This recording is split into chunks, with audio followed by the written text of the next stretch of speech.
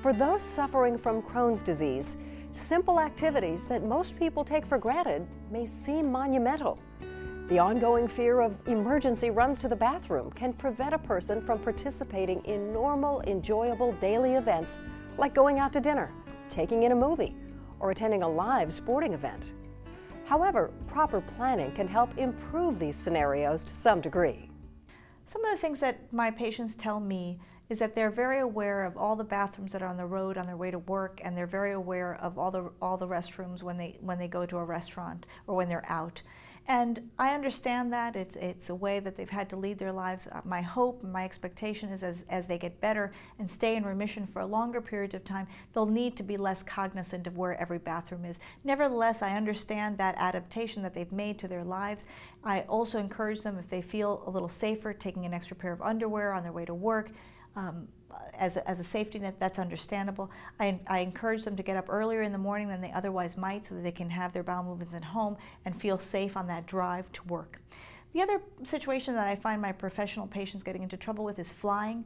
When you're in an airplane, gases distend in the air, and it's no different in the intestine. So patients that have Crohn's disease should avoid having heavy foods on the planes and avoid having carbonated drinks when they're flying, and therefore they might have less abdominal pain when they get to wherever it is that they're going. While practical planning may help for any given activity, the cumulative frustrations of day-to-day life with the condition can take both a physical and emotional toll on the patient. Even though the majority of patients with Crohn's disease have a normal lifespan and normal quality of life when they are well, their wellness can be interrupted by flare-ups, and flare-ups of abdominal pain, diarrhea, or bleeding interfere with their ability to go to school, to work, to have their daily sports activity, or even to interact with their families or loved ones. Crohn's can have a devastating impact on people's psychological state, and it's understandable that people with chronic illness can be debilitated by that, but in particular in our society, people don't want to talk about diarrhea or having abdominal pain or going to the bathroom. There are many other sexier diseases that people can complain to their friends about, so they're reluctant to share it with friends. So they're internalizing it. They're not telling their friends about it. Many of their friends are not going to know what Crohn's disease is, so it's not an expression that you could use in a group of people and have them understand what it is. And so I think we need to be aware that depression can occur in patients with Crohn's disease. There's no reason not to treat it. Most of the medications that we use to treat depression have no contraindication in people who have Crohn's disease. So we as doctors need to recognize that, and patients need to be open to telling us not just about their gut symptoms, but how they're feeling psychologically. To assist with the emotional challenges of the disease, many people will join support groups where they can spend time with other people who fully understand what they are going through.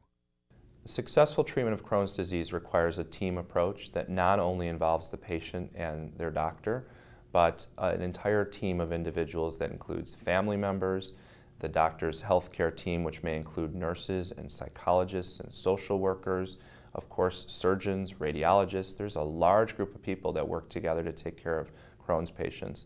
But I also think patients benefit greatly from support groups, from talking to other people who have the same disease, especially for a disease in which it has a social stigma associated with it, a disease that involves the bowel, where it's not as easy to talk to other people about the disease. Being in a group of people, being with a group of people who have that disease and sharing stories about what doctors they like, what therapies have worked, learning about new research and new and exciting approaches to treatments can be extremely therapeutic, but so can understanding how the disease has affected others so that you have a perspective on what this is doing. In addition to real-world support groups, a growing number of patients are going online to share their stories, learn from others, and continue their own research on the condition. For many, the first stop is the Crohn's and Colitis Foundation. Since there is a growing number of patients diagnosed with Crohn's disease, there's a greater need than ever before to have a credible source of information like the Crohn's and Colitis website. On that website, professionals, patients, and caregivers can find information on diagnosis, on treatment. They can find brochures and fact sheets that they can download and print in their homes. They can find videos that they can download and view later. In addition, we have another website, a sub-website of our site, where teens can visit and find information about what it's like to be a teenager living with Crohn's disease or colitis. They can interact with one another, build relationships, and generally build some self-esteem, because it's important for teens particularly to learn that other teens are feeling the same way about their disease. Even though the wealth of online information the Crohn's and Colitis Foundation provides is significant, it is just one aspect of the organization's contribution to patients and caregivers. Some of the features and benefits of the Crohn's and Colitis Foundation include educational programming and patient services that's conducted both on a national and a chapter level. We have some 32 chapters around the country that conduct support groups. We have over 300 support groups nationally where patients can meet patients and talk about their disease.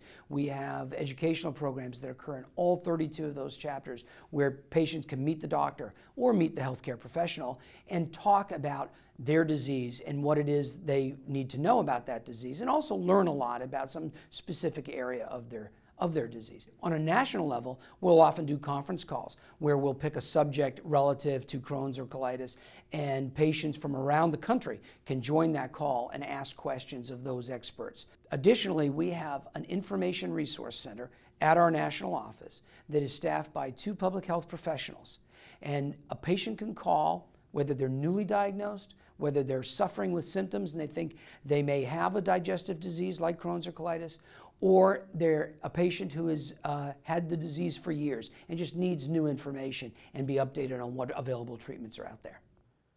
While the information found online may be valuable, it is important you follow up with your physician to confirm any data and to ask appropriate questions prior to making any modifications to your current treatment plan. Most patients with Crohn's disease will use the internet as one of their resources to learn more about their disease and about available treatment options.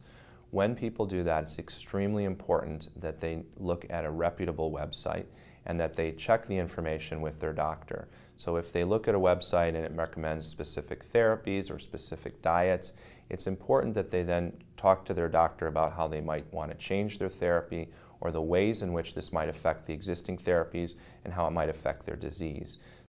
Crohn's disease patients really should try to educate themselves, and the internet could be a really good source of information for people with Crohn's disease. One of the problems that I see with it, though, is that some of the sites can present an extreme case of Crohn's disease that might not be applicable to the individual. So I have patients coming to see me that have really read things that can be frightening, whether it's frightening about what can happen with Crohn's disease or frightening about some of the side effects of the medication. I just ask that when people read these websites, they keep an open mind and understand that the physician could also provide a more rational perspective on what one can expect from having Crohn's disease. And that brings us to the end of our program. On behalf of the staff at Health Explorer, we would like to thank you for taking the time to watch this presentation. We hope the information we've provided has helped you gain a better understanding of Crohn's disease. We'd like to remind you that every patient's case is different. And whether you're someone that has been newly diagnosed or whether you have lived with the condition for years, modern medicine is constantly striving to provide options to improve your quality of life. It is important that you work closely with your physician to tailor the best treatment plan for your unique situation. In the end, we hope that you reach a successful level of Crohn's disease management so that you're able to live your life the way you want to, not the way your condition mandates. Thank you, and good luck.